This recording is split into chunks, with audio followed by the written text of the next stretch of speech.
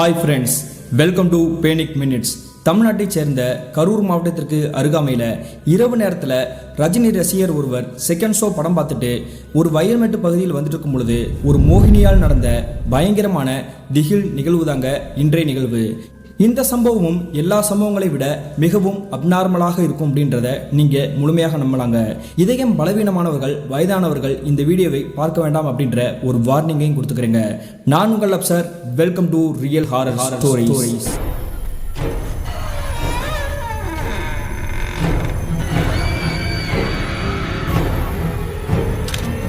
நான் முன்னாடியே சொன்ன மாதிரி தமிழ்நாட்டைச் சேர்ந்த கரூர் மாவட்டத்திற்கு அருகாமையில் ரீசெண்டாக 2025 காலகட்டத்தில் நடந்த ஒரு திகில் சம்பவம் தாங்க இன்றைய நிகழ்வு. இந்த சம்பவத்தை நமக்கு ஷேர் பண்ணியது பார்த்திபன் அப்படின்றவர் தாங்க. இது இவருக்கு நினைச்சான்னு பார்த்தீங்கன்னா இல்லைங்க, இவருடைய அண்ணனுக்கும் அன்னிக்கும் நடந்தது தாங்க இந்த சம்பவம். அப்படி என்ன நடந்துச்சுன்னா, கிட்டத்தட்ட 2025 காலகட்டத்தில் இப்போ ரீசெண்டாக ரிலீஸ் ஆயிருக்கு இல்லையா கூலி திரைப்படம், அந்த படத்தை பார்க்கறதுக்காக ஒரு நபர் பைக்கில் சென்று அதன் பிறகு தாங்க இந்த சம்பவமே நடந்திருக்குது. அதாவது இந்த சம்பவத்தை நமக்கு ஷேர் பண்ணிய பார்த்திபனுடைய அண்ணனின் பெயர் மதுசூதனன், இவருடைய அண்ணியின் பெயர் தாங்க கன்னிகா. இவங்களுடைய குடும்பத்தை பற்றி சொல்லணும்னா, இந்த மதுசூதனனும் அவங்களுடைய மனைவி கன்னிகாவும் தனியாக ஒரு வீடு எடுத்து தங்கிட்டு இருந்திருக்காங்க. இவங்களுடைய குடும்பத்தினருக்குள்ள எந்த ஒரு பிரச்சனையும் இல்லைங்க. என்ன காரணம் இவங்க தனியாக இருக்கிறாங்க அப்படின்னு பார்த்தீங்கன்னா, இவங்களுடைய வீடை பொறுத்த வரைக்கும் சொந்த வீடு தான், ஆனால் ரொம்ப சிறிய ஓட்டு வீடு தாங்க. அதனால தான் நமக்கு திருமணம் ஆயிடுச்சு, நம்ம தனி கொடுத்துன வந்துடணும் அப்படின்ற மாதிரி தாங்க இவங்களுடைய ஒரு 6 வயசு பையனுடைய தனியாக ஒரு வீட்டில் தங்கிட்டு இருந்திருக்காங்க. அந்த நேரத்தில் இவருடைய வேலை என்னன்னு பார்த்தீங்கன்னா, கிராமத்தில் இருக்கக்கூடிய கான்ட்ராக்ட் எடுப்பாங்க இல்லையா, அந்த மாதிரி டைல்ஸ் வேலையில் தாங்க ஈடுபட்டு இருந்திருக்காரு. இவருடைய தம்பி பார்த்திபனை பொறுத்த வரைக்கும் கல்லூரியில் தாங்க தேர்ட் இயர் படிச்சுட்டு இருந்திருக்கிறாரு. இப்படி இவங்களுடைய வாழ்க்கை போயிட்டு இருக்கும் பொழுது இவருக்கு ஒரு கெட்ட பழக்கம் இருந்திருக்குது. அது என்னன்னு பார்த்தீங்கன்னா, இவர் கையில் கொஞ்சம் பணம் இருந்துச்சு அப்படின்னா தினமும் குடிக்கக்கூடிய ஒரு நபர் தாங்க. எப்போவுமே குடிக்க மாட்டார், ஆனால் கையில் பணம் இருந்துச்சு அப்படின்னா அதை நம்ம குடிக்கணும் அப்படின்ற மாதிரி தாங்க இவருக்கு வற்புறுத்துற மாதிரி தாங்க இவருடைய மைண்டே தோணும். அதனால அவர் கையில் வச்சிருக்கக்கூடிய பணத்தை எடுத்துக்கிட்டு கடையில் போய் சரக்கு வாங்கி அடிப்பது வழக்கமாக தாங்க இருந்திருக்குது. அப்படி நல்லபடியாக இவங்களுடைய வாழ்க்கை போயிட்டு இருக்கும் பொழுது தாங்க இந்த மதுசூதனன் பற்றி ஒரு விஷயம் சொன்னோம் அப்படின்னா, சூப்பர் ஸ்டார் ரஜினிகாந்துடைய தீவிர ஃபேன் தாங்க. அதனால அவருடைய படம் எங்கெல்லாம் ரிலீஸ் ஆகுதோ அங்கே ஃபர்ஸ்ட் ஷோக்கு போய் பார்ப்பது வழக்கங்க. அதே மாதிரியே இவங்களுடைய கிராமத்தில் இவருக்கு தெரிந்த நெருங்கிய நண்பர்கள் இருக்காங்க. அவங்களுடைய நம்ம இந்த கூலி படத்துக்கு ஃபர்ஸ்டே நம்ம ஃபர்ஸ்ட் ஷோ போகணும், அதாவது ரசிக ஷோ நம்ம போய் பார்த்துடணும் அப்படின்ற மாதிரி தாங்க முடிவெடுத்திருக்கிறாரு. அந்த நேரத்தில் இவருடைய நண்பர்கள் அங்கே ரசிக ஷோக்கான டிக்கெட் கிடைக்கல அப்படின்றதுனால இரவு செகண்ட் ஷோ நம்ம போவோம்டா அப்படின்ற மாதிரி தாங்க சொல்கிறாங்க. இது மட்டும் இல்லாமல் இந்த மதுசூதன் பற்றி இன்னும் சொல்லணும் அப்படின்னா, அவர் கையில் காசு இருந்துச்சுன்னா குடிக்கக்கூடிய ஒரு வழக்கமுடைய ஒரு நபர் தாங்க. தினமும் குடிக்க மாட்டார், ஆனால் அவர் பையில் பணம் இருந்துச்சு, அதுக்கேற்ற மாதிரி காசு இருந்துச்சு அப்படின்னா டீமாக சேர்த்துக்கிட்டோ அல்லது தனியாக போயோ சரக்கு அடிப்பது வழக்கம் தாங்க. இப்படி இருக்கையில தான் இவர் படத்துக்கு ஏற்ற மாதிரி டிக்கெட் புக் பண்ணிட்டாரு. செகண்ட் ஷோ தானே, நம்ம அதுக்கிடையிலே சரக்கு அடிக்கலாமா அப்படின்ற மாதிரி யோசிச்சிருக்காரு. ஆனால் இவருடைய நண்பர்கள் தேட்டரில் உள்ளே விட மாட்டாங்கடா, அதாவது அலோவ் பண்ண மாட்டாங்க, நீ வந்து கூட சரக்கு அடிச்சுக்கோ அப்படின்ற மாதிரி சொல்கிறாங்க. சரிங்கடா, நீங்கள் சொல்கிற மாதிரி நான் பண்ணுறேன் அப்படின்ற மாதிரி முடிவெடுத்துட்டு இவர் கையில் வச்சுருக்கக்கூடிய அந்த சரக்கு பாட்டில் சைடிஸ் எல்லாமே வாங்கி வச்சுக்கிட்டு அவர் சொந்தமாக ஒரு ஸ்கூட்டி வச்சுருந்துருக்காருங்க. அந்த ஸ்கூட்டியோடைய டிக்கிக்குள்ளேயே போட்டுட்டு அதை லாக் பண்ணிவிட்டு தேட்டருக்கு போகிறாங்கங்க. அப்படி தேட்டருக்கு போயிட்டு படமெல்லாம் பார்த்துட்டு முழுசாக திருப்தி அடைஞ்சதுக்கு பிறகு தாங்க அந்த தேட்டரை விட்டு வெளியே வராங்க. அப்படி வெளியே வந்ததுக்கு பிறகு கூட இருக்கக்கூடிய ஒரு சில நண்பர்கள் அனைவருமே அவங்களுடைய ஏரியாவுக்கு கிளம்ப ஆரம்பிச்சிருக்காங்க. என்கிட்ட கொஞ்சம் சரக்கு இருக்குது, நான் அதை அடிச்சுட்டு தான்டா போவேன், இப்படியே நான் போனே வைவேன், என் வீட்டில் என்னுடைய பொண்டாட்டி பேசியே கொண்டு வா, அதனால நான் சரக்கு அடிச்சுட்டு அதுக்கப்புறம் வீட்டுக்கு போகிறேன் அப்படின்ற மாதிரி தாங்க இவருடைய பைக் எடுத்துக்கிட்டு அந்த தேட்டர் சிட்டி பகுதியில் தாங்க அமைஞ்சிருக்குது. அங்கேருந்து கிட்டத்தட்ட ஒரு 2 கிலோமீட்டரில் தாங்க இவருடைய கிராமம் அவுட்டர் பகுதியில் அமைஞ்சிருக்குது. அப்படி இவருடைய பைக் எடுத்துக்கிட்டு அந்த கிராமத்தை நோக்கி தாங்க இவருடைய வண்டி புறப்பட்டு இருக்குது. சரியாக இவருடைய வண்டி ரோட்டு பகுதியில் போயிட்டு இருக்கும் பொழுது இவருக்கு சின்ன ஒரு யோசனை, நம்ம கையில் சரக்கு வச்சிருக்கோம், இப்படி ரோட்டு பகுதியில் இந்த நேரத்தில் போகிறது சரி கிடையாது. அப்படி அந்த வயல்மேட்டு பகுதியிலே போயிட்டு அங்கே ஏதாவது ஒரு மரம் இருந்துச்சுன்னா அங்கேயே உட்காந்து சரக்கை சாப்பிட்டுட்டு அதன் பிறகு நம்ம ஆடாமரை நம்ம வீட்டுக்கு கிளம்பி போகலாம் அப்படின்ற மாதிரி தாங்க நினைக்கிறாரு. அதே மாதிரியே அங்கே இருக்கக்கூடிய ஒரு வயல்மேட்டு பகுதியில் தாங்க இவருடைய பைக்கை எடுத்துகிட்டு கிளம்புறாருங்க. அப்படி கொஞ்சம் தூரம் கிளம்பி போனதுக்கு பிறகு இவர் இருக்கக்கூடிய கிராமத்துக்கும் அந்த வயல்மேடு அமைஞ்சிருக்கக்கூடிய அந்த பகுதிக்கும் கிட்டத்தட்ட ஒரு 1/2 கிலோமீட்டர் டிஸ்டன்ஸ் இருந்திருக்குது. அங்கனக்குள்ளே போய் பார்க்கும்பொழுது இவர் நினச்ச மாதிரியே அந்த வயல்மேட்டு பகுதியிலேயே ஒரு புளிய மரம் இருந்திருக்குது. அந்த பெரிய புளிய மரத்தை பார்த்த உடனே நம்ம இங்கேயே வண்டியை நிப்பாட்டிட்டு சரக்கு அடிப்போம், எந்த ஒரு டிஸ்டர்பன்ஸும் இருக்காது, இருக்காது, யாருமே ஆளே காணாம், அதனால நம்ம எடுத்த முடிவு சரிதான் அப்படின்ற மாதிரி தாங்க அந்த வண்டியை அந்த மரத்துக்கிட்டே பார்க் பண்ணுறாரு. அப்படி அந்த மரத்துக்கிட்ட பார்க் பண்ணிட்டு இவர் வாங்கி வச்சிருக்கக்கூடிய சரக்கு சைடிஸ் எல்லாமே எடுத்துக்கிட்டு சம்மணங்கள் போட்டு கீழே மரத்தடியில் உட்காராருங்க. அப்படி மரத்தடியிலே உட்காந்துக்கிட்டு இவர் பார்த்துட்டு வந்தார் இல்லையா ரஜினிகாந்த் நடிச்ச அந்த திரைப்படம், அந்த திரைப்படத்தை பற்றியே நினச்சிக்கிட்டு இவர் வந்து சரக்கையும் சாப்பிட ஆரம்பிக்கிறாரு. 2 ரவுண்ட்ஸ் போனதுக்கு பிறகு திடீர்னு இவருக்கு ஏதோ ஒரு அந்த செடிகள் கொடிகள்லாம் அசைகிற மாதிரி சத்தம் கேட்குது. காற்றுக்கு தான் அசைது போல அப்படின்ற மாதிரி சுற்றி முற்றி பார்த்துட்டு மறுபடியும் அந்த சரக்கு எடுத்து அடிக்க ஆரம்பிக்கிறாருங்க. அந்த நேரத்தில் யாரோ ஒருத்தர் ஊன் அழுகிற மாதிரி சத்தம் கேட்குது. இந்த நேரத்தில் இப்படி அழுகிற மாதிரி சத்தம் கேட்குதே, ஒருவேளை ஆட்கள் யாரும் இங்கே வந்திருக்காங்களோ அப்படின்ற மாதிரி தாங்க டக்குன்னு திரும்பி பார்க்குறாரு. ஆனால் இவருடைய கண்கள் எட்டும் தூரம் வரைக்கும் அந்த இடத்துல யாரையுமே காணாம். யாராக இருந்தால் என்ன, எதையுமே கண்டுக்க வேணாம், நம்ம வாட்டுக்க சரக்கை சாத்திட்டு நம்ம கிளம்பி போவோம் அப்படின்ற மாதிரி தாங்க அடிக்க ஆரம்பிக்கிறாரு. கொஞ்ச நேரத்திலேயே இவர் உட்காந்துருக்கக்கூடிய அந்த இடத்துலையே இவருடைய முதுகுப்புறத்தில் யாரோ கையை வச்சு இப்படி கூப்பிட்டமாக இருந்திருக்குது. டக்குன்னு திரும்பி பார்க்குறாருங்க, அந்த இடத்துல யாரையுமே காணாம். இப்போ தானே நம்மள யாரோ கூப்பிட்டமாக இருந்துச்சு, ஆனால் திரும்பி பார்த்தா யாரையுமே காணாமே அப்படின்ற மாதிரி தாங்க டக்குன்னு இவர் மிரண்டு போய் பார்க்குறாருங்க. சரி, இதையும் நம்ம பெருசாக எடுத்துக்க வேணாம், போதையில் இருக்கக்கூடிய காரணத்தினால இந்த இரவு நேரத்தில் நமக்கு இப்படி தெரியுது போல அப்படின்ற மாதிரி தாங்க சரக்கை சாப்பிட்டுட்டு இருந்திருக்கிறாரு. சரியாக அன்றைய நடுநிசி நேரம் தோராயமாக ஒரு 1:30 மணி இருந்திருக்கும். அப்படியே சாப்பிட்டுட்டே இருக்கும்பொழுது மறுபடியும் இவருடைய தலையை ஓங்கி யாரோ கொட்டுற மாதிரி தாங்க வலிச்சிருக்குது. யாராவது உண்மையிலேயே கொட்டுனா வலிச்சா அதை வந்து நம்ம உணர்வோம் இல்லையா, அந்த மாதிரி தாங்க இந்த மதுசூதனனுமே உணர்ந்துருக்காரு. டக்குன்னு திரும்பி பார்க்குறாருங்க, அப்பொழுதுமே அந்த இடத்துல யாருமே காணாம். நம்ம வந்த நேரம் சரியில்லையா, இல்லை வந்த இடம் சரியில்லையா, நமக்கு மட்டும் ஏன் இப்படி நடக்குது அப்படின்ற மாதிரி தாங்க அங்கிட்டு எல்லா இடத்துலையும் பார்க்குறாரு.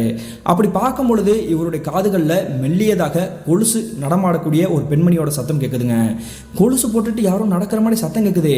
இந்த சத்தம் எங்கேருந்து கேட்கும்? கொஞ்ச நேரத்துக்கு முன்னாடி யாரோ ஒரு பெண்மணி அழுகிற மாதிரி அழுகுறல் சத்தம் கேட்டுச்சு, இப்பொழுது கொலுசு சத்தம் கேட்குது, அது நல்லா கேட்குது அப்படின்ற மாதிரி தாங்க அங்கிட்டு இங்கிட்டு பார்க்குறாரு. அப்படி பார்க்கும்பொழுது இவர் உட்காந்துருக்கக்கூடிய இடத்துல இருந்து பக்கத்துலேயே அந்த மரம் இருக்கு இல்லையா, புளிய மரம், அந்த மரத்துக்கு பின்னாடியே யாரோ ஒருத்தர் நிற்கிற மாதிரி தெரியுது.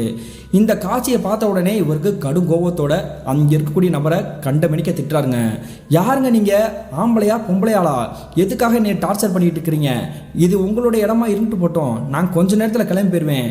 இங்கனுக்குள்ள பாட்டில் அல்லது வேற ஏதாவது ஒரு பிளாஸ்டிக் கவர்லாம் நான் போட மாட்டேன், எல்லாத்தையும் எடுத்துட்டு போயிரு, சரியா? தயவு செஞ்சு யாருமே என்னை தொந்தரவு பண்ணாதீங்க அப்படின்ற மாதிரி தாங்க அவங்க கிட்ட கேட்டுக்கிட்டு மறுபடியும் குனிஞ்சபடி அந்த சரக்கு அடிக்க ஆரம்பிக்கிறாரு. அப்படி சரக்கு அடிச்சிட்டு இருக்கும்பொழுது கடைசியாக ஒரு 2 ரவுண்ட்ஸ் தாங்க இருந்திருக்குது. இதை முடிச்சுட்டு கிளம்பலான்னு நினைக்கும் பொழுது அந்த மரத்துக்கிட்ட இருக்கக்கூடிய அந்த நபர் அப்படி டக்குன்னு வெளியே வராங்க. அப்படி பார்த்த உடனே இவருக்கு தூக்கி வாரி போட்டிருக்குது.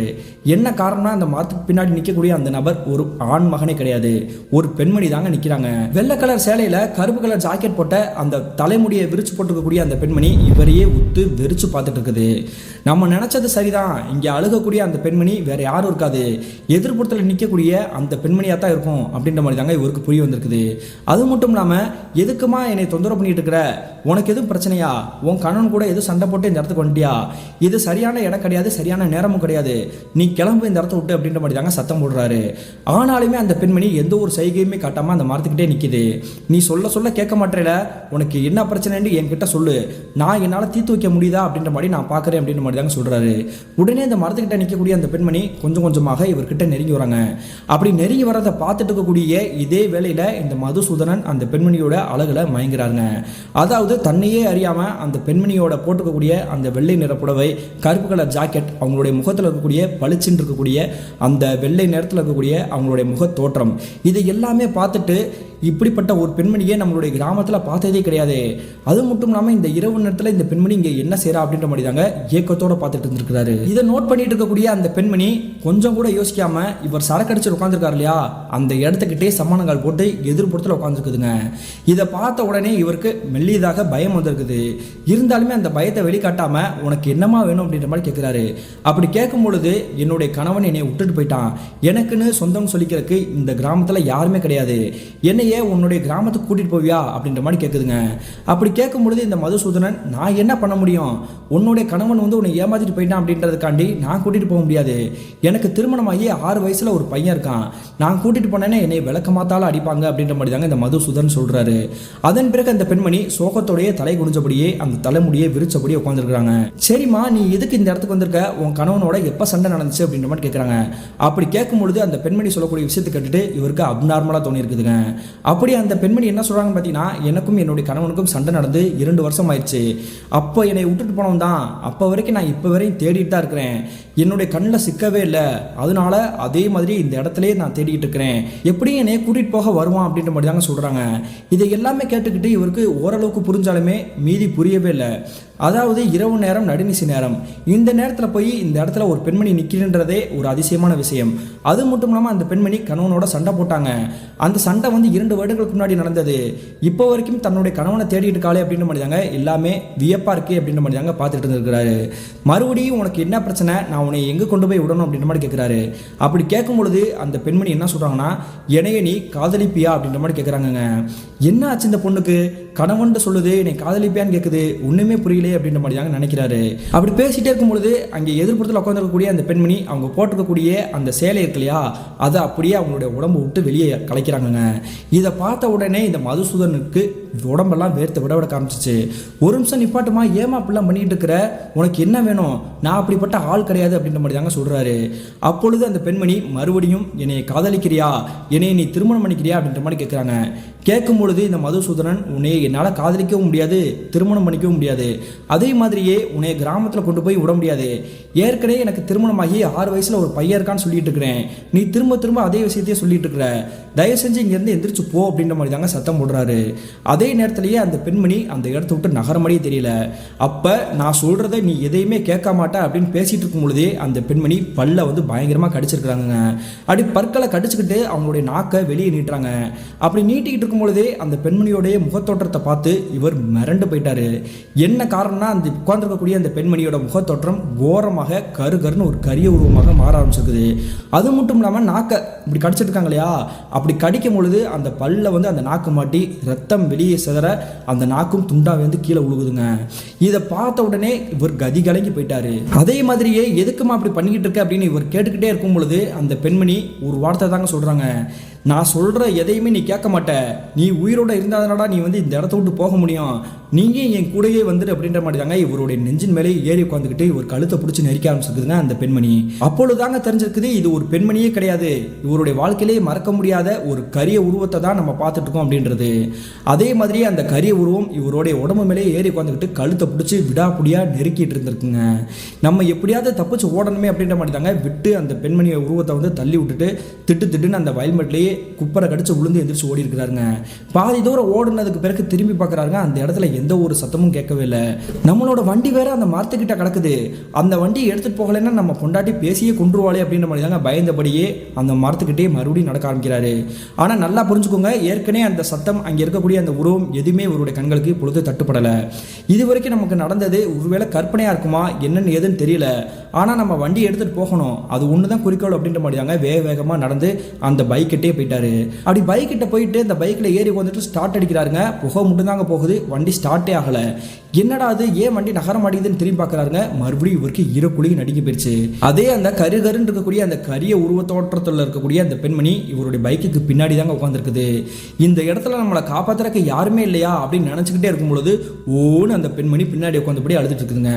என்னை தயவு செஞ்சு கூட்டிகிட்டு போயிரு, என்னையும் கூட்டிகிட்டு போயிரு, நான் உன்னை எதுவுமே பண்ண மாட்டேன், இந்த இடத்த விட்டு என்னை கூட்டிகிட்டு போயிரு, என்னை காப்பாற்றிரு, நான் இங்கே தான் இருக்கேன் அப்படின்றத என்னுடைய கிராமத்தில் என்னுடைய குடும்பத்தினர்கிட்ட நான் சொல்லணும், என்னை காப்பாற்றிரு அப்படின்ற மாதிரி தாங்க அந்த பெண்மணி அகங்காரமாக அழுக ஆரம்பிச்சிருக்குது. வண்டி விட்டுட்டு போனாலும் பரவாயில்ல, நம்ம எப்படியாவது ஊருக்கு போய் ஆகணும் அப்படின்ற மாதிரி தாங்க அந்த வண்டி அங்கனுக்குள்ளே போட்டுட்டு மறுபடியும் ஓட ஆரம்பிக்கிறாரு. அப்படி ஒரு 8 ஓட்டுனதுக்கு பிறகு அந்த வயல்மேட்டிலேயே குப்பரை கடிச்சு மறுபடியும் விழுகிறாருங்க. அவருடைய உடம்பு முழுக்க சேரும் சகதியும் மண்ணுமா ஒட்டி இருக்குது. இருந்தாலுமே நம்ம திரும்பி பாத்திரக்கூடாது அப்படின்ற மாதிரி தாங்க பயம் கலந்த உணர்வோடையே ஓட்டம் முடிச்சிருக்கிறாரு. அப்படி ஓடிட்டே இருக்கும் பொழுது இவர் நிற்கக்கூடிய இடத்துல இருந்து 100 மீட்டர் தள்ளி அதே பெண்மணி எதிர்ப்புறத்தலாங்க நிற்கிது. ஆனால் ஏற்கனவே பார்த்தார் இல்லையா கோரமான ஒரு காட்சியில், அந்த மாதிரி இல்லாமல் ஆரம்பத்தில் பார்க்கும் பொழுது அந்த பெண்மணி எப்படி அழகாக இருந்தாங்க அந்த மாதிரி தாங்க தெரிஞ்சிருக்குது. உடனே அவருடைய கையில் வச்சிருக்கக்கூடிய டச் மொபைல் தானே வச்சிருக்காங்க, அதை ஆன் பண்ணி அந்த லைட் வெளிச்சத்தில் பார்க்குறாரு. அப்படி பார்க்கும் பொழுது அந்த பெண்மணி இவர் பார்த்தபடியே அகங்காரமாக சிரிக்கவும் ஆரம்பிச்சிருக்குது. நீ என்னைய தனியாக விட்டுட்டு நீ போயிடுவியா, இந்த இடத்த விட்டு நீ உயிரோட போக முடியுமா, இனிமே உன்னை இந்த இடத்த விட்டு போகவே விட மாட்டேன்டான் அப்படின்னு பக்கத்தில் டக்குன்னு கிராஸ் ஆகி வருதுங்க. ஓங்கி இவரோட கண்ணத்தை சேர்த்து பலார்னு அரைஞ்சது மட்டும்தான். அடுத்த கணமே இவருக்கு என்ன நடந்துச்சுன்னு தெரியலங்க, அப்படியே மயக்கம் போட்டு கீழே விழுவுறாரு. அப்படி மயக்கம் போட்டு கீழே விழுந்து கிட்டத்தட்ட ஒரு அரை மணி நேரத்துக்கு பிறகு தாங்க இவருடைய கண்களையே முழிக்கிறாரு. முழிச்ச பிறகு பார்க்குறாருங்க அந்த இடம் எல்லாமே நிசப்தமாக இருந்திருக்குது. இவருடைய வண்டி இருக்கக்கூடிய அந்த மரம் இருக்கு இல்லையா, அந்த இடத்த உத்து பார்க்கும் பொழுது அந்த இடத்துல இவருடைய வண்டியும் இல்லைங்க, வேற எதுவும் இல்லை. என்னமோ நடந்துருச்சு, நம்ம உயிரோட பொழைச்சதே பெரிய விஷயம் அப்படின்ற மாதிரி தாங்க திட்டு திடுன்னு இவருடைய வீட்டுக்கே ஓடி வந்திருக்கிறாரு. அப்படி இவருடைய வீட்டுக்கு வந்து சேர்ந்த நேரம் என்னன்னு பார்த்தீங்கன்னா தோராயமாக இரவு ஒரு 3:30 மணி இருந்திருக்குங்க. அப்படி ஓட்ட முடிச்ச இந்த மதுசூதனன் வேற எங்கேயுமே நிக்கலங்க. இவருடைய வீட்டுக்கு முன்னாடி தாங்க வீட்டோட கதவை தட்டிட்டு இருக்கிறாரு. கதவு திறக்கிறது யாருன்னு பார்த்தீங்கன்னா இவருடைய மனைவி தான். பார்த்த உடனே கண்ட மணிக்கு திட்டுறாங்க. உனக்கெல்லாம் புத்தி இருக்குதா? நீ வந்து ரசிகர் ஷோ பார்க்க போறேன், படம் பார்க்க போறேன் அப்படின்னு சொல்லிட்டு தானே போனேன். பார்க்க போனேன்னா படத்தை மட்டும் பார்த்துட்டு நீ வர வேண்டியதானே, என்னையா இவ்வளோ நேரம் கழிச்சு வர அப்படின்ற மாதிரி தாங்க திட்டுறாங்க. இவருடைய வீட்டுக்குள்ளே நுழைஞ்ச உடனே பின்னாடி சுற்றி முற்றி திரும்பி பார்க்குறாங்க. இவருடைய வண்டி வந்த மாதிரி எந்த ஒரு தடையும் இல்லை. வண்டி எங்கேயா போட்ட அப்படின்னு கேட்கும் பொழுது வண்டி என்னுடைய ஃப்ரெண்டு வீட்டில் தான் நிற்கிது, நான் காலையில் எடுத்துகிட்டு வந்துடுறேன் அப்படின்ற மாதிரி தாங்க சொல்கிறாரு. சரி வீட்டுக்குள்ளே வா அப்படின்ற மாதிரி தாங்க கதவை சாத்தி இவரை வந்து படுக்க வச்சிருக்காங்க. மறுநாள் காலையில் விடிஞ்சு சரியாக ஒரு 7 மணி இருக்கும். இவரை போட்டு அடிச்சு எழுப்பி இவங்களுடைய மனைவி கன்னிகா அவங்க கிட்ட கேள்வி கேட்குறாங்க. வண்டி எங்கே விட்ட, உண்மையை சொல்லு அப்படின்னு கேட்கும் பொழுது இவர் நடந்த விஷயத்த அழுதபடியே உங்களுடைய மனைவி கிட்ட சொல்றாருங்க. இதை கேட்கும் பொழுது இவங்களுடைய மனைவிக்கு மறுபடியும் கோவம் தான் வந்திருக்குது. நல்லா குடிச்சிட்டு வண்டி எங்கேயோ போட்டுட்ட, அதை எவனோ திருடிட்டு போயிட்டான், நீ என்னன்னா பேய் பிசாசன் கதை விட்டுக்கிட்டு இருக்கியா அப்படின்ற மாதிரி தாங்க கண்டமணிக்கு திட்டுறாங்க. அதன் பிறகு இவருடைய தம்பி பக்கத்து இல்லாம இருக்கிறாரு, அவருக்கு ஃபோன் பண்ணி சொல்லி வீட்டுக்கு வர வச்சிருக்காங்க. வீட்டுக்கு வந்ததுக்கு பிறகு அவருமே இவருடைய அண்ணனை, அதாவது பார்த்திபன் இவங்களுடைய அண்ணன் மதுசூதனனை கண்டமணிக்கு திட்டுறாங்க. வண்டி எங்க போட்டேன்னு சொல்லு, நான் அப்போ எடுத்துட்டு வந்துடுறேன் அப்படின்னு சொன்னதுக்கு பிறகு வண்டி எங்க போட்டாரோ அந்த வயல்மேட்டு பகுதிக்கே போறாங்க. அப்படி போய் பார்க்கும்பொழுது அந்த புளி மரத்துக்கு கீழே தாங்க அந்த வண்டி பார்க் பண்ண மாதிரி நின்றுட்டு இருந்துருக்குது. உடனே அந்த வண்டி எடுத்துட்டு மறுபடியும் உங்களுடைய வீட்டுக்கே வந்து விட்டுருக்காங்க. அண்ணன் குடிச்சிட்டு வண்டியை கீழே போட்டார் போல, வேற ஒன்றும் கிடையாது, நீங்க சத்தம் போடாதீங்க, இனிமே இந்த மாதிரி பண்ண மாட்டார் அப்படின்னு முடியாங்க. இதை பார்த்திபனுமே சமாதானப்படுத்தியிருக்கிறாரு. அன்றைய காலை பொழுதுல இருந்து உடம்பு முழுக்க காய்ச்சல் வந்த மாதிரி வேலைக்கும் போகாம வீட்டிலேயே தாங்க தூங்கிட்டு இருந்திருக்கிறாரு. அது வரைக்கும் இவருக்கு அமானுஷத்தால எந்த ஒரு பிரச்சனையும் பாதிப்பும் இல்லாம தான் இருந்திருக்குது.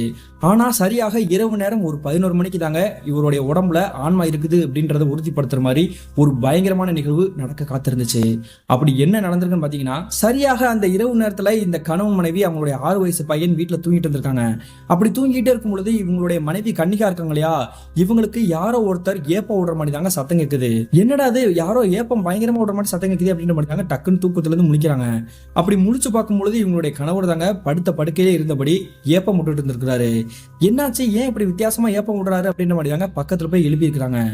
எவ்வளவு எழுப்பியுமே உங்களுடைய கணவர் எந்திரிக்கவே இல்லை. ஆனாலுமே அந்த பாயில படுத்து கிடந்த இந்த மதுசூதனன் அப்படின்ற மாதிரி தொடர்ந்து செஞ்சுக்கிட்டே இருந்திருக்கிறாருங்க. என்னடா அது, எல்லாமே வித்தியாசமா இருக்குது அப்படின்ற மாதிரி தாங்க இவங்க கொஞ்ச நேரத்துல மிரண்டே போயிட்டாங்க. அதுக்கு பிறகு இவங்களுடைய பையன் 6 வயசு பையன் தூங்கிட்டு இருக்காரு இல்லையா, இவங்களுடைய அப்பா போடக்கூடிய சத்தத்தை கட்டி டக்குன்னு தூக்கத்துல இருந்து முழிச்சிருக்காருங்க. முழிச்ச உடனே இந்த மதுசூதனன் பண்ணக்கூடிய அந்த காரியத்தை பார்த்த உடனே பயத்துல அழுகவும் ஆரம்பிச்சிருக்கிறாரு. இதுக்கு மேல நம்ம இந்த விஷயத்த நமக்குள்ளேயே வச்சிருக்க கூடாது, பக்கத்துல போய் வீட்டு கதவை தட்டணும் அப்படின்ற மாதிரி தாங்க. அதாவது இந்த மதுசூதனனுடைய அம்மா அப்பா அவங்களுடைய தம்பி எல்லாரும் பக்கத்துலான இருக்கிறாங்க சொந்த வீட்டுல. அவங்களுடைய வீட்டு கதவை தட்டி நீங்க வீட்டுக்கு உடனே வந்து பாருங்க, உங்களுடைய பையன் என்ன பண்றான்னு பாருங்க அப்படின்ற மாதிரி தாங்க சொல்றாங்க. அனைவருமே உங்களுடைய வீட்டுக்குள்ள வந்துட்டு இந்த மதுசூதனன் பக்கத்திலே உட்காந்துருக்காங்க. என்னடாச்சு, ஏன்டா அப்படி பண்ணிட்டு இருக்க அப்படின்னு எவ்வளவோ உழுப்பி கேட்டுமே இவர் அதே ஏப்பம் விடக்கூடிய அந்த விஷயத்த ரிப்பீட்டடா செஞ்சுட்டே இருந்திருக்காருங்க. நாங்க சொல்ல சொல்ல கேட்காம ஏன்டா அப்படி பண்ணிட்டு இருக்க அப்படின்ற மாதிரி அவருடைய சட்டையை பிடிச்சி உழுக்கிருக்காங்க. உழுக்கின உடனே கண்ணை டக்குன்னு திறக்கிறாருங்க. அவருடைய கண்கள் செக்க செவந்து போய் ஒரு கோவப்பழம் எப்படி இருக்கும் அந்த கலர்ல தாங்க தெரிஞ்சிருக்குது. அதே நேரத்திலேயே இவங்களுடைய அம்மா தானே அவர் பக்கத்துல போய் கேட்கறது. டக்குன்னு கழுத்தை பிடிச்சி நெரிச்சுக்கிட்டு இப்படி கீழே படுத்து கிடந்தவர் எந்திரிச்சு நிற்கிறாருங்க. நிற்கிறது மட்டும் இல்லாமல் இவங்களுடைய அம்மாவை ஒரு அடியில் அப்படி மேலே தூக்கி நிப்பாட்டி இருக்கிறாருங்க. இதை பார்த்த உடனே இவங்களுடைய தம்பி அவரை போய் முதுகுலே சப்புன்னு அடிச்சிருக்கிறாரு. அது மட்டும் இல்லாமல் அங்கே இருக்கக்கூடிய நபர்கள் அனைவருமே கையில் கிடைக்கக்கூடிய எல்லா பொருட்களையும் எடுத்து அவருடைய உடம்புலேயே அடிச்சிருக்காங்க. அடித்த உடனே அவங்களுடைய அம்மாவை தூக்கி கையில் பிடிச்சிருக்காரு இல்லையா, டக்குன்னு கீழே விட்டுருக்காரு. அவங்களுடைய அம்மாவுடைய கழுத்தை நெரிஞ்சு அவங்களுடைய கண்களில் கண்ணீரே விழுந்திருக்குது. எதுக்குடா அப்படி பண்ணுற, உனக்கு என்னடா பைத்தியமாடா பிடிச்சிச்சு அப்படின்ற மாதிரி கேட்குறாங்க. அப்படி கேட்கும் பொழுதாங்க இது சாதாரணமா இயல்பா இவர் செய்யற காரியம் கிடையாது, இவருடைய உடம்புல ஏதோ ஒரு ஆன்மா இருக்கு அப்படின்றத உறுதிப்படுத்துற மாதிரி தாங்க இவங்களுக்கு தெரிய வந்திருக்குது. அது என்னன்னு பாத்தீங்கன்னா, இந்த மதுசூதனன் அவர் இயல்பாகவே அவருடைய வாய்ஸ்ல பேசலங்க, ஏதோ ஒரு பெண்மணியோட வாய்ஸ்ல அவங்களுடைய குரல்ல தாங்க வேற ஒரு தோணியில பேசியிருக்காங்க. நான் இந்த வீட்டுல நான் மட்டும்தான் இருப்பேன், சுதந்திரமா இருப்பேன், என்னை யாராவது ஏதாவது தொந்தரவு பண்ணீங்க அப்படின்னா அனைவரையுமே போட்டு தள்ளிடுவேன், கருவறுத்து போட்டுருவேன் அப்படின்ற மாதிரி தாங்க ஆக்ரோஷமா கத்திருக்காங்க. இந்த விஷயத்தை கேட்ட உடனே அக்கம் பக்கத்துல இருக்கக்கூடிய நபர்களுக்கு பார்த்த உடனே தெரிஞ்சிருக்குங்க இந்த மதுசூதனனுடைய உடம்புல ஏதோ ஒரு மோகினியுடைய ஆன்மா இருக்குது அப்படின்றது. அதனால இவனை இப்படியே விட்டு வைக்க கூடாது, ஏன்னா கட்டுக்கடங்காம இருக்கிறான், அவன் வேற ஏதாவது ஒரு தவறான முடிவு எடுத்துட்டானா என்ன பண்றது அப்படின்ற மாதிரி தாங்க பயந்தபடியே நின்றுட்டு இருக்காங்க. உடனே இந்த மதுசூதனனை இவனுடைய உறவினர்களை அந்த வீட்டுக்குள்ளேயே போட்டு வெளியே போட்டு தாப்பால் போட்டிருக்காங்க. அப்படி தாப்பால் போட்ட கொஞ்ச நேரத்திலேயே வீட்டுக்குள்ள இருக்கக்கூடிய மதுசூதனன் ஒரு பெண்மணியோடைய குரல்ல ஆங்காரமா கத்திக்கிட்டு அந்த வீட்டோட கதவை டம்மு டும்முன்னு அடிச்சு தட்டிட்டு இருந்திருக்காருங்க. அவர் போடக்கூடிய சத்தத்தை கேட்டு அங்க இருக்கக்கூடிய நபர்கள் அனைவருமே மிரண்டு போயிட்டாங்க. அது மட்டும் இல்லாம வெளியே இருக்கக்கூடிய அந்த 6 வயசு பையன் இருக்காங்க இல்லையா, மதுசூதனனுடைய மகன், அவர் என்ன நடக்குதுன்றதே தெரியாம பயத்துல அலறி கத்தி துடிக்க ஆரம்பிச்சிட்டாரு.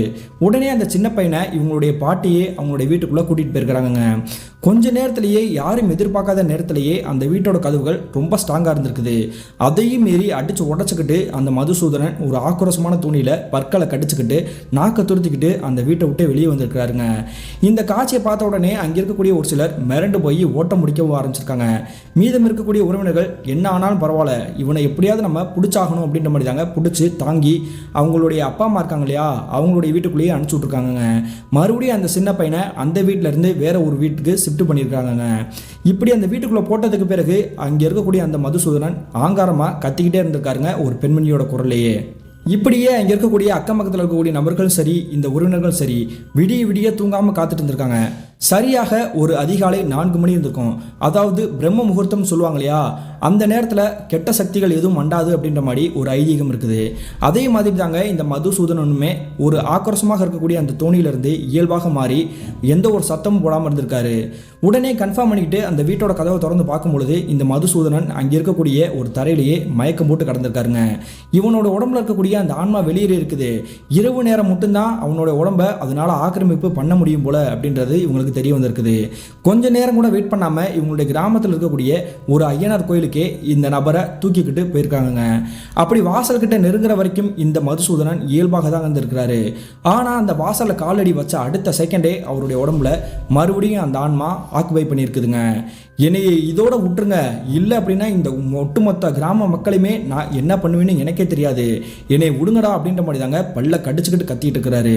கொஞ்சம் கூட இதை பற்றி எதையுமே யோசிக்காம பயம் இருந்தாலும் அதை மனசுக்குள்ளேயே வச்சுக்கிட்டு இந்த மதுசூதனனை கை தாங்களா பிடிச்சி குண்டு கட்டாக அந்த கோயிலுக்குள்ளேயே தூக்கி போடுறாங்க. அப்படி தூக்கி போட்ட உடனே கோயிலுடைய பூசாரி இந்த மதுசூதனன் பார்த்த உடனே ஏய் அப்படின்ற மாதிரி தாங்க சத்தம் போடுறாரு. கையில் ஒரு சாட்டை எடுத்துக்கிட்டு சொல்லட்டி இவர் மேலே வந்து ஓங்கி ஒரு அடி அடிக்கிறாரு.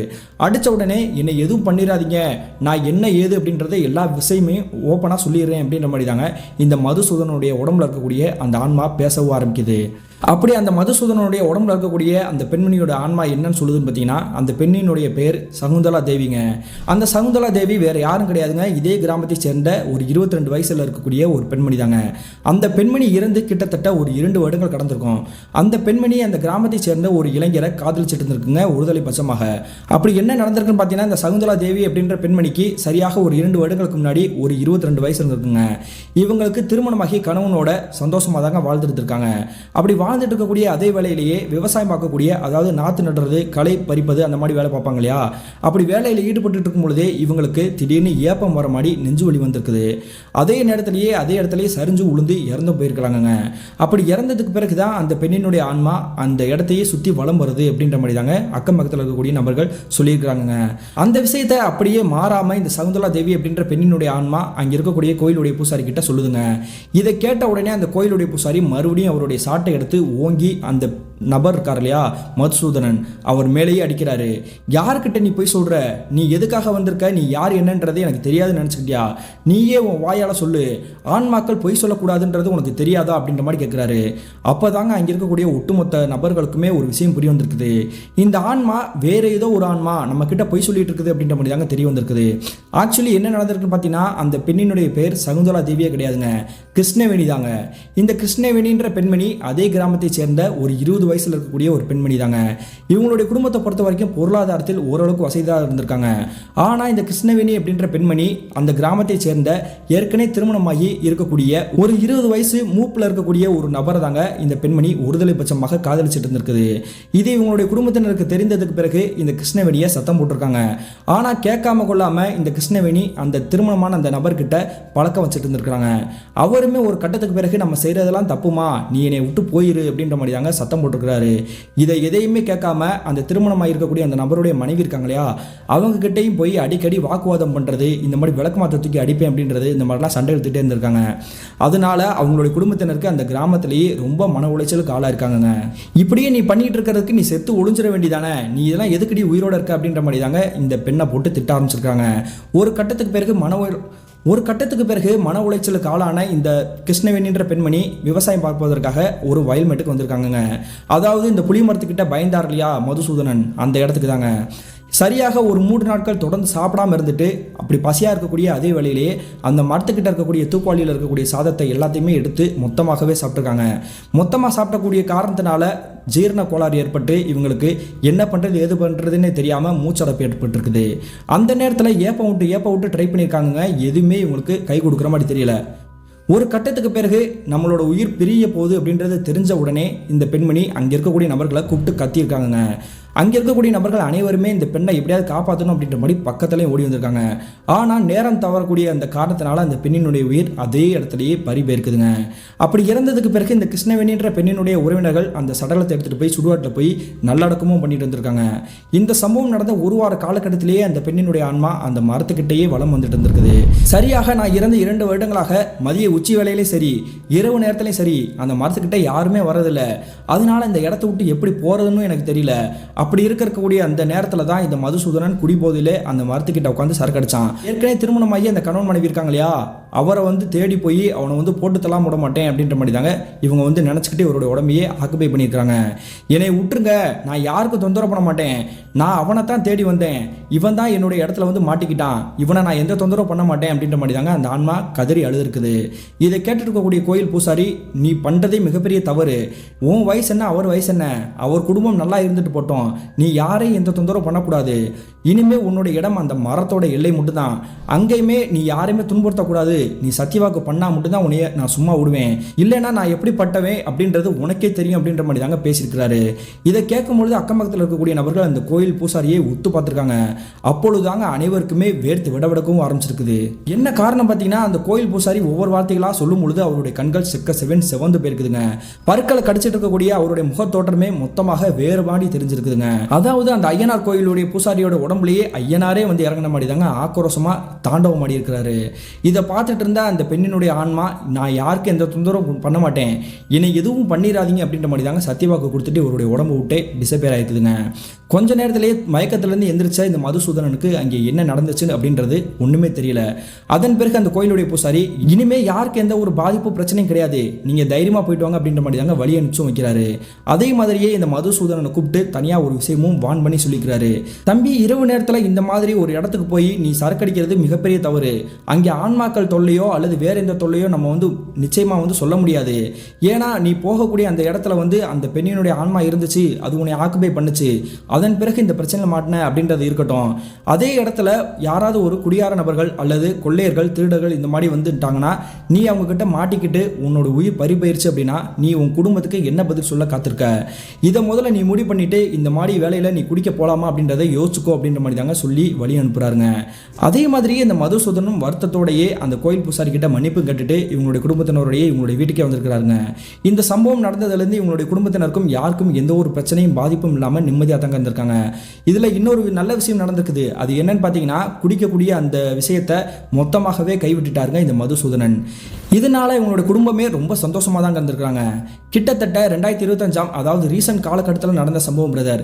இந்த சம்பவத்தை நான் உங்களுக்கு ஷேர் பண்ணிக்கிறேன் அப்படின்ற மாதிரி தாங்க சொல்லி முடிச்சிருக்கிறாரு. மீண்டும் இது போல மற்றொரு அமானுஷ்யமான நிகழ்வுடன் உங்களை சந்திக்கும் வரை நான் உங்கள் அப்சர்.